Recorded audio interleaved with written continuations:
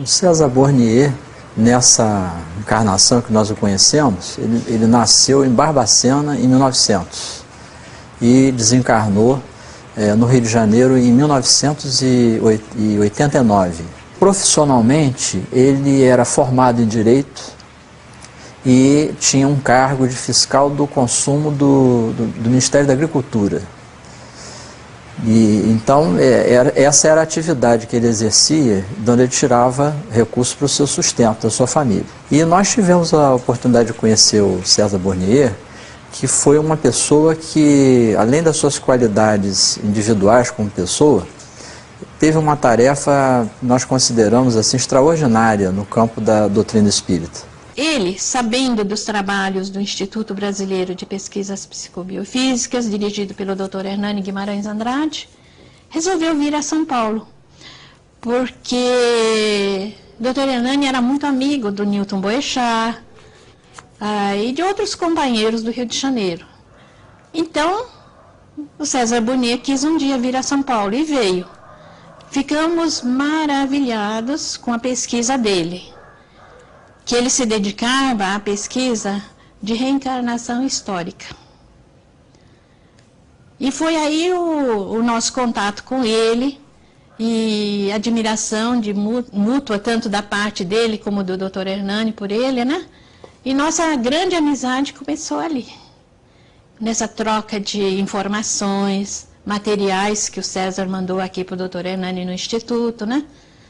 E o senhor pôde ver pelas várias pastas contendo escritos e pesquisas parciais do César Bornier. Ele, já jovem, já com um filho que contava na época com cerca de 9 anos, mais ou menos, sofreu um duro golpe, isso em 1938, por conta da desencarnação desse filho, que chamava-se Cezinha, vitimado por meningite bacteriana. Na época, o César Bornier, cujo nome na realidade era César Gouveia Pessoa de Melo, mas era mais conhecido como César Bornier, ele, muito abalado com aquele acontecimento, aquela desencarnação assim abrupta, muito chocado, ele acabou por amigos sendo levado ao Chico Xavier, de quem se tornou grande amigo a partir daí. Floresceu uma amizade assim bastante forte, que só veio a ser cultivada e a aumentar nos anos seguintes. E nessa ocasião, quando o César Bornier conheceu o Chico Xavier, alguns dias depois ele recebeu um soneto do Cezinha, né, consolando a ele e a esposa, Dona Edith, que naquela ocasião se encontravam assim, extremamente abalados com isso. Bem, a partir daí, o César Bornier sofreu uma grande transformação na sua vida, né? Ele se tornou espírita, passou a privar da intimidade do Chico Xavier, frequentando a casa do Chico, indo com frequência ao Centro Espírita Luiz Gonzaga, em Pedro Leopoldo, né? E essa amizade terminou por se entranhar bastante, se desenvolver. E a partir daí aconteceu também de começar a florescer no César Bornier a mediunidade, que depois iria se mostrar bastante intensa posteriormente. O que ele nos contou foi que ele já tinha alguns fenômenos desde jovem, mas ele não era espírita. Mas, ao perder o filho, ele ficou desesperado. Foi aí que ele procurou o Chico Xavier, lá em Pedro Leopoldo. E nessa ocasião, ele recebeu uma mensagem muito descritiva do que ele teria que fazer futuramente, né? Foi uma mensagem maravilhosa, que o levou a um grande conforto e falou que ele teria que se dedicar ao trabalho de uma grande pesquisa. E foi aí que ele foi sendo orientado por essa entidade, né? Ele ficou abismado, né? Falava, como que eu vou fazer isso, né? Aí, aos poucos, ele foi se dedicando a essa pesquisa, teve muitos contatos, muitas visitas a Chico Xavier. E aí ele foi descobrindo, através da orientação dessa entidade, chamada Cezinha, que foi o filho dele nesta vida, né? E aí ele foi descobrindo as reencarnações dele próprio, que ele chamou de reencarnação histórica. Essa mediunidade específica dele é muito interessante.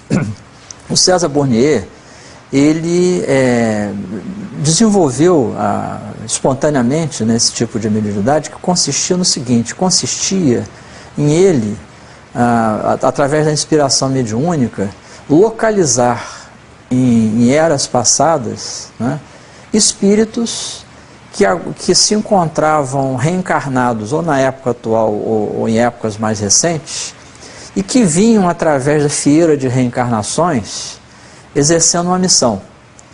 E essas missões desses espíritos, elas se davam através de várias reencarnações ligados a episódios históricos importantes.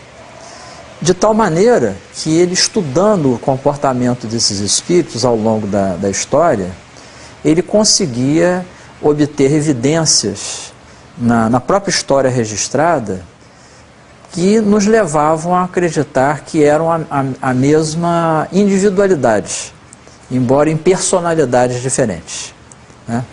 Eu posso dar um exemplo para tentar explicar isso melhor, né? Por exemplo, um dos paralelos históricos que o César Bornier estudou de uma maneira muito interessante foi o paralelo entre a Revolução Francesa e a revolta dos escravos contra Roma, no século I a.C.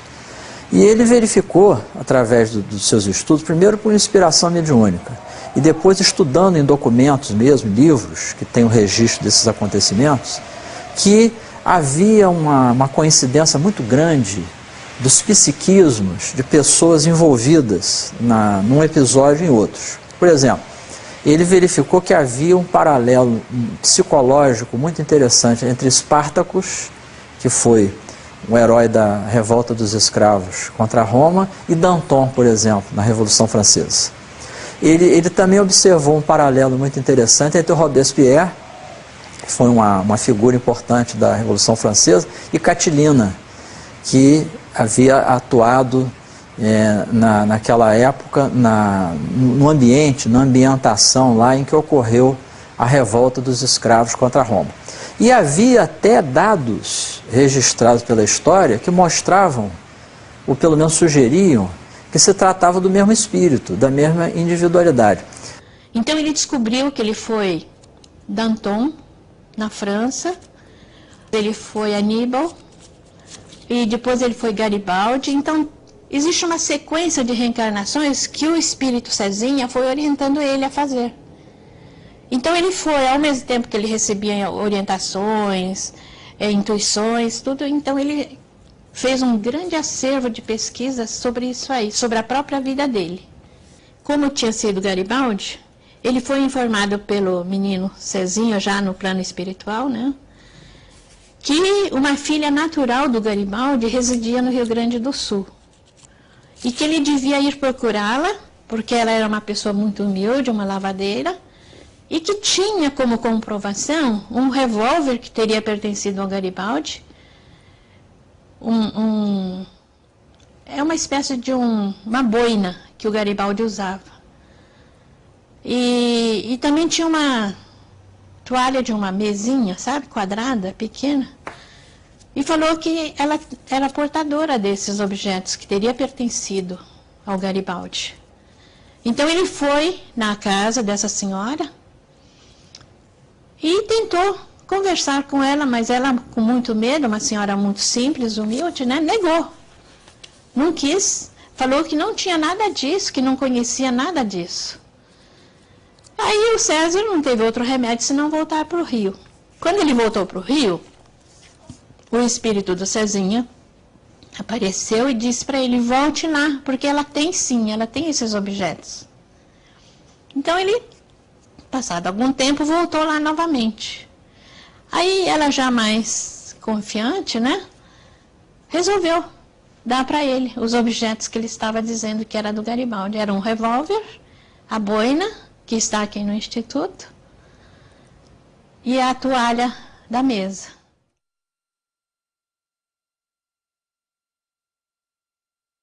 Ele morou inicialmente em Juiz de Fora, depois ele se fixou em Belo Horizonte.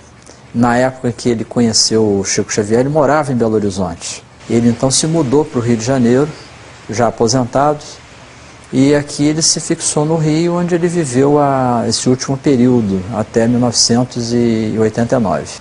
Esse filme, eu tive conhecimento dele assim que me tornei amigo do César Burnier. Eu conheci o César Burnier em 1973, apresentado que fui pelo Newton Boechat. Um pouco antes, acredito que em junho de 73, conheci o Newton Boechat aqui no Rio de Janeiro. Eu estava no Rio de Janeiro já há 3 anos, naquela época estudando medicina, e conheci o Newton Boechat, e logo em seguida o Newton Boechat, um mês de conhecimento, me apresentou o César Burnier. O apartamento do César Burnier, ele era denominado o Cais da Eternidade, porque eram ali que iam atracar, vamos dizer assim, os do lado de cá e os do lado de lá. Os do lado de cá, espíritas, espiritualistas, parapsicólogos, cientistas, que iam ao apartamento do César em busca, muitas vezes, de uma palavra de ânimo, de consolo, e outras vezes em busca de investigação, buscar procurar entender um pouco melhor a mediunidade, né? Porque ele era portador de mediunidade. E o apartamento do César Burnier vivia cheio, dia e noite, porque era um local onde um número enorme de espíritas se reunia, não havia hora para isso, de tarde, de noite, ele sempre recebendo a todos com muita gentileza, com muita amabilidade. E aí então eu o conheci em julho de 1973 e foi curioso esse conhecimento, porque me lembro que logo ao conhecê-lo, nós ficamos ensopados de perfume, porque ele apresentava diversos tipos de mediunidade. Uma das mediunidades que ele apresentava era a mediunidade de efeitos físicos. E acontecia naquela ocasião que muitas pessoas que o visitavam sofriam esse fenômeno que os espíritos provocavam no Burnier, que era a transformação de ectoplasma dele, de elementos vitais, em fluido perfumado. Então nós ficávamos assim, empapados de perfume muito agradável, né, recendendo. Dessa forma eu o conheci. E algum tempo depois, eu tomei conhecimento desse filme, assim, inédito, né, feito por ele na década de 50, no início da década de 50, que retratava não só o Chico Xavier atuando na mediunidade, no Centro Espírita Luiz Gonzaga, como também retratava várias outras figuras que atuavam no movimento espírita, que eram figuras de destaque e que são retratados nesse filme famoso. Então nós vemos lá o professor Clóvis Tavares, o Dr. Rômulo Joviano, o próprio César Burnier e outros mais que atuavam, além de outras pessoas assim de destaque na área espiritualista, como o professor Pietro Baldi, que é retratado no filme e realizando algumas palestras lá na União Espírita Mineira. Quando ele mandou esse filme para o Dr. Hernani, ele diz assim: envio-lhe pelo nosso amigo Luiz Carlos o filme de Chico Xavier, 2 partes, rodado por mim em Pedro Leopoldo e Belo Horizonte. Cumpro assim minha promessa, felicíssima por sinal, de auxiliar o trabalho santo e maravilhoso de vocês em prol da nossa doutrina. Emmanuel, ao se referir ao mérito da filmagem em apreço, qualificou-a como sendo um documentário de alcance inapreciável, de resultados magníficos para os futuros espíritas, juntamente quando eu e o Chico já encontrarmos-nos fora dos casulos da carne. O filme é do IBPP, Instituto Brasileiro de Pesquisas Psicobiofísicas, honrado e genialmente dirigido por você, Hernani. Espero que Deus abençoará nosso esforço e que os porvindouros espíritas tomem conhecimento das lições de humildade do grande médium mineiro. Muitos dos figurantes desse filme já desencarnaram. Nele, Hernani, Pietro Baldi visita o Chico pela primeira vez e canta ao lado de todos uma linda canção espiritista e recebe mensagens da sua voz, entre aspas, sua voz, né? Comunicado pelo Pietro Baldi. E o próprio Chico transmite a ele, Pietro, lindíssima mensagem de Francisco de Assis. O filme precisa de recolagem e outros cuidados. Abraço com carinho de sempre nesse abraço afetuoso, enviando a todos os seus. Para Suzuko tão querida, o meu pensamento construtivo e caloroso. Deus e Jesus iluminem nossos cérebros e façam o nosso coração uma fonte viva do seu agrisolado amor. Saudades infinitas para todos e fortíssimo abraço para o nosso sempre lembrada Silmara. Seu amigo e incondicional apreciador César Burnier. Foi assim que nós recebemos o filme no Instituto Brasileiro de Pesquisas Psicobiofísicas e que agora estou passando para suas mãos, para que todos tenham acesso a esse maravilhoso documentário.